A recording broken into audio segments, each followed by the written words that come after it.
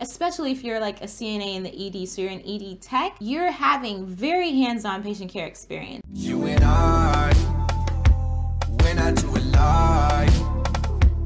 What's up, you guys? It's Adana. Welcome back to my channel. So I wanted to make this video for you guys because I have a lot of people asking me questions about does phlebotomy count towards patient care experience? Does being a CNA count? Does doing this or that count? I just kind of wanted to clarify that, and all of this information can be found on CASPA's website. If you have not already subscribed, go ahead and do so right now. Join me on this journey and let's get into the video. So patient care experience is one thing that you need when you're applying to PA school, and CASPA describes it as directing the care of the patient. So it's important for you to distinguish between patient care and healthcare experience, because some things can be considered healthcare experience, like being a home health aide, but since you're maybe might just be watching the patient, you might not really be directing their care, depending on what your job description was as an HHA. So it's important to be able to describe that in your experience type and see what the school will actually accept it as. I'm going to just read the explanation here from CASPA's website on what patient care experience is.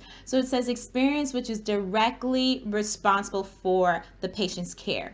For example, prescribing medication, performing procedures, directing a course of treatment, designing a treatment care plan, or actively working on a patient as a nurse, an EMT, a CNA, a phlebotomist, physical therapist, dental hygienist, etc.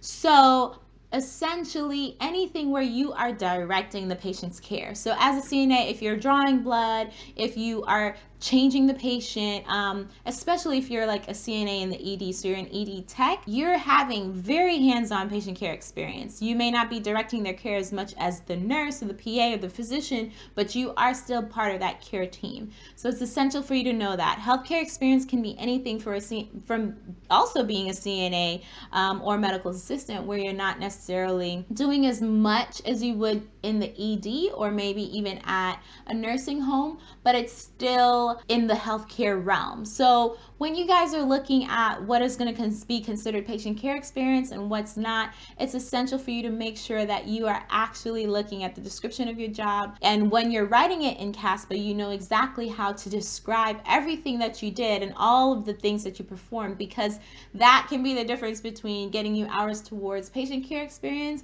and getting you hours towards healthcare experience. And you know, patient care experience weighs heavier than healthcare experience. So I hope this was very helpful to you guys. Thank you guys again so much for watching and asking me these questions. If you have any other questions for me, leave them in the comment section below. And don't forget to follow me on Instagram at Adana the PA. All right, talk to you guys next time. Bye.